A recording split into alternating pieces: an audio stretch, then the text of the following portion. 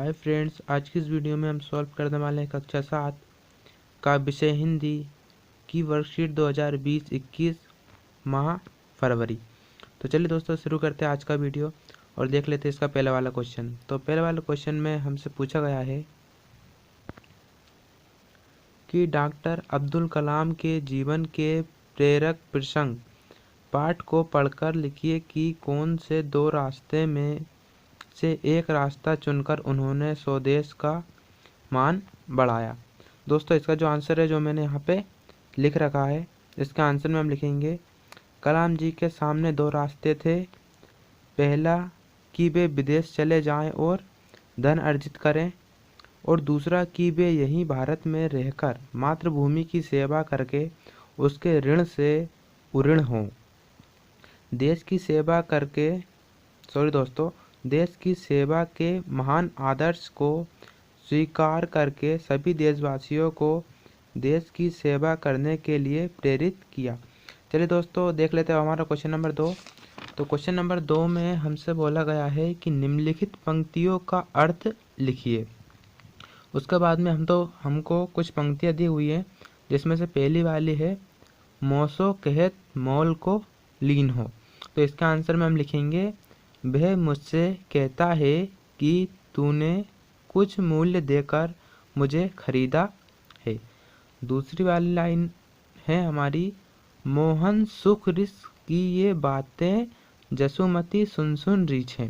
तो इसका आंसर में हम लिखेंगे कि बालक कृष्णा के मुख से क्रोध की बातें सुन सुनकर माता यशोदा बहुत अधिक प्रसन्न होती हैं। तो दोस्तों दूसरे वाले क्वेश्चन में इतना ही। अब देख लेते हैं हमारा क्वेश्चन नंबर 3।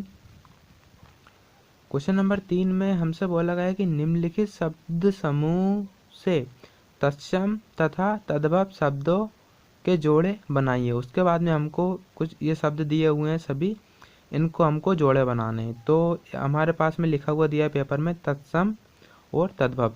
तो तत्सम वाले पहले में हम लिखेंगे चंद्र और दूसरे में हम लिखेंगे चंदा। इधर लिखेंगे हम आम्र और इधर लिखेंगे आम। इधर लिखेंगे भ्रमर और इधर लिखेंगे भौरा। इधर लिखेंगे सूर्य, इधर सूरज, दुग्ध और दूध। ठीक है दोस्तों, चलिए अब देख लेते हैं हमारा question number 5। Question number 4।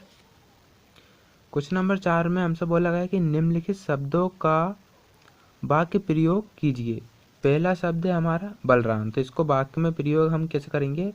Krishna भगवान के बड़े भाई बलराम हैं। ठीक है दोस्तों। दूसरा वाला जो है वो है दुश्मन। तो इसका आंसर में हम लिखेंगे हमें दुश्मन से सचेत रहना चाहिए। तीसरा है विचरण। तो इसका आंसर में हम लिखेंगे हिरण जंगल में विचरण करती है। अगला है जलपान। तो इसमें हम लिखेंगे मैं सुबह दादी को जलपान कराता हूँ। अगला है हमारा ध्वज। तो इसका आंसर में हम लिखेंगे ध्वज में 3 रंग होते हैं। ठीक है दोस्तों, अब देख लेते हैं हमारा क्वेश्चन नंबर 5।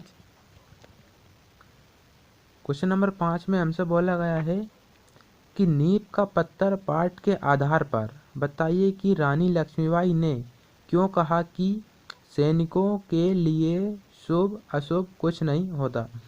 तो इसके आंसर में हम लिखेंगे दोस्तों कि नीम का पत्थर पाठ के आधार पर रानी लक्ष्मीबाई ने सैनिकों के लिए शुभ अशुभ नहीं होता कहा, क्योंकि आज़ादी को प्राप्त करने में जो भी सफलता और असफलता हाथ लगेगी वह तो देवता के अधीन है, परंतु आज़ादी की नींव का पत्थर बनने में हमारे लिए कोई बाधा नहीं डाल सकता। स्वराज को प्राप्त करना हमारा जन्मसिद्ध अधिकार है, इसलिए आज़ादी के लिए शुभ अशुभ नहीं होता। ठीक है दोस्तों, चलिए अब देख लेते हैं हमारा क्वेश्चन नंबर 6। तो क्वेश्चन नंबर 6 में हमसे बोला गया है कि छोटा जादूगर पाठ के आधार पर बताइए कि आपने जादू या मदारी का कौन सा खेल देखा है। खेल में क्या देखा आपने शब्दों में लिखिए। ठीक है दोस्तों, कि हमने खेल में क्या देखा हमको अपने शब्दों में बताना है।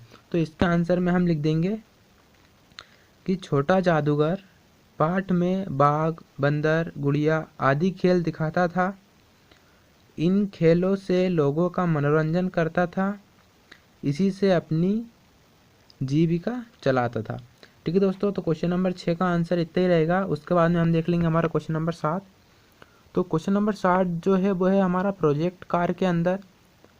तो उसमें हमसे बोला गया है कि यहाँ पे हमको क्रमांक दिया हुआ है, फिर ये वाला कॉलम दिया हुआ है जिसमें लिखा है चित्र बनाइए या फिर चिपकाइए। उसके बाद अगला कॉलम ये है कार्य का विवरण, मुहावरे या फिर लोकोक्तियाँ या कहावत। ठीक है दोस्तों, तो यहाँ पे जो मैंने आँख लिख रखा है, यहाँ पे आपको आँख का चित्र बनाना है या फिर आपको चित्र कहीं पे बना हुआ हो तो उसको यहाँ पे चिपकाना है। ठीक है, अब उससे जुड़े हुए कुछ मुहावरे या फिर लोकोक्तियाँ या फिर कहावतें लिखनी है। तो एक हो जाएगी गले ना उतरना, अगली लाइन हो जाएगी आँख का तारा, फिर पीठ दिखाना, आंखें चुराना और अंगूठा दिखाना। ठीक है दोस्तों, अगला जो है वो है हमारा हाथ। तो इस हाथ जो यहाँ पे हाथ लिखा हुआ है, इस वाले कॉलम में आपको हाथ का एक चित्र बनाना है या फिर आपके पास हो तो चिपकाना है, और उससे जुड़े हुए यहाँ पे मुहावरे लिखेंगे हम। तो पहला है हाथ कड़े कर देना, अगला है हाथ मसलना, अगला है हथेली खुजाना। ठीक है दोस्तों, चलिए अब देख लेते हैं हमारा क्वेश्चन नंबर अगला। तो अगला जो है वो है हमारा क्वेश्चन नंबर 8, और क्वेश्चन नंबर 8 में हमसे बोला गया है कि दी गई शब्द पहेली को दिए गए निर्देश के आधार पर भरिए।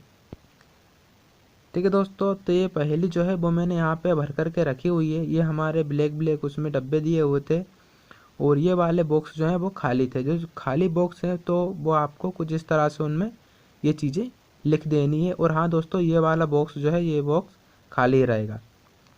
उम्मीद करता हूँ वीडियो आपको पसंद आया होगा। वीडियो पसंद आए तो वीडियो को लाइक करें, और ऐसी और वीडियो पाने के लिए मेरे चैनल को सब्सक्राइब करें, ताकि अगला वीडियो जो है वो आपको जल्दी से मिल सके।